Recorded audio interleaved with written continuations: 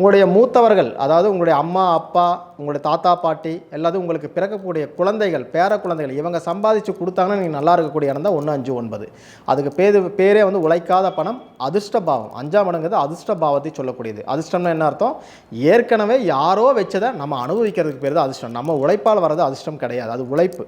அப்பேற்பட்ட 1, 5, 9 இந்த 10ஆம் அதிபதி நின்றாலும், இல்லை 1, 5, 9 கூடிய திசைகள் போனாலும், அல்லது வேறு எந்த கிரகம் திசை நடத்தினாலும் 1, 5, 9 போய் உட்கார்ந்துடக்கூடாது. உட்கார்ந்ததுன்னா நீங்கள் சொந்தமாக தொழில் பண்ணினா லாஸு, நீங்கள் அதுவே வந்து ஒரு வேலைக்கு போனால் வேலை இழப்பை சந்திக்க வேண்டிய வரும். இது நிறையா பேரை பார்த்தாச்சா ஆமான்ருவாங்க.